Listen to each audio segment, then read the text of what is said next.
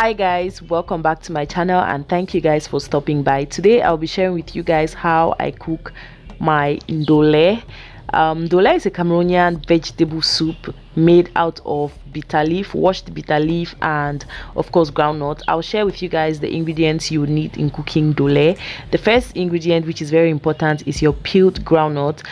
In Cameroonian markets, if you want to buy this, you just have to say you want to buy Ndole groundnut, or you definitely see it looking very white and peeled in bags. Sometimes you find it unpeeled. You have to go through the process of peeling it.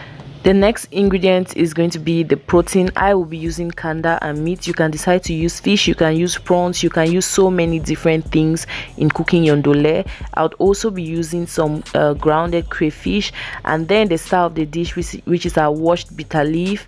I'll be using some spring onions. I would use ginger, garlic and pepper, and then some chopped onions, some white pepper, and I'll also use some salt and seasoning.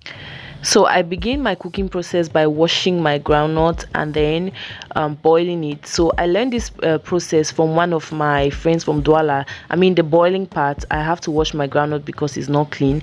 So she told me that I should boil it for a long period of time. It helps the groundnut to stay white, and then it reduces the time you spend cooking the grounded groundnuts. Okay, I'll show you guys, I'll explain further. So now I go ahead to spice my my cow skin, my kanda and my meat.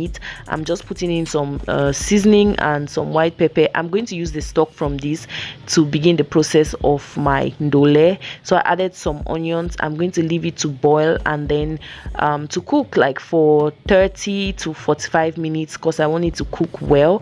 And then since I already boiled my groundnut, because one of the things that take time when cooking ndole is that you have to boil the groundnut after you've grounded it.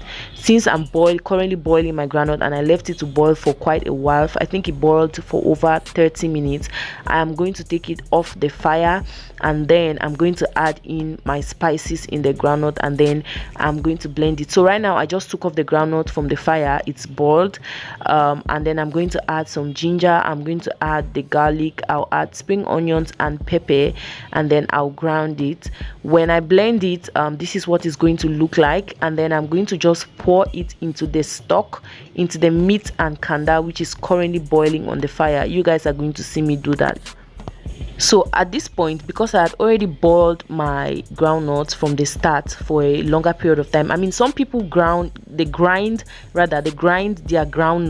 without boiling it, but I learned that it's good to boil it. So after boiling it, it wouldn't take too long to get cooked. So I'm going to just allow my groundnut to cook, and then I added some white pepper, some salt, some seasoning. I use Maggi crevette a lot when I cook things that need crayfish.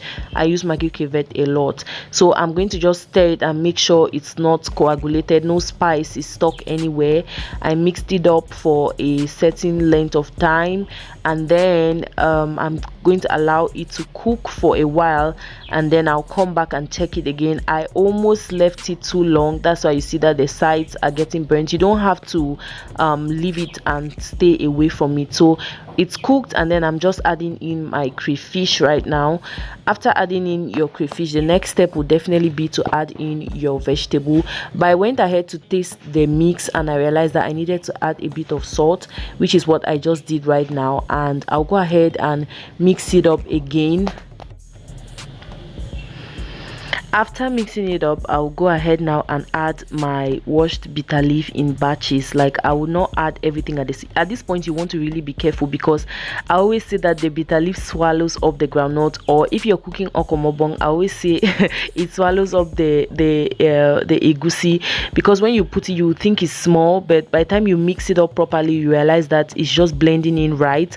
And if you're somebody that likes your ndole to be moist, then you want to be extra careful at this stage, because it can go wrong at this point. So after mixing it up thoroughly, I realized that I could add a little bit of vegetable. So I went ahead to add just a little bit. I think I added just like half of the balls that I earlier showed you guys when I was showing you guys my ingredients, and then I'll mix and mix and mix. Of course, you have to taste, so it's to your taste. At this point, I just have my oil on the fire, and then I'm going to add in some onions on top of the pot. When my oil is really hot, I'm going to pour the oil on top of the onions, and There you go, you have your ndole ready. You can eat it with yam, with plantain, with bobolo, with miondo. I eat ndole with gari. I know it's not something that a lot of people do, but I do that. So thank you for watching. If you enjoyed this video, please give it a thumbs up and subscribe to my YouTube channel. Thank you.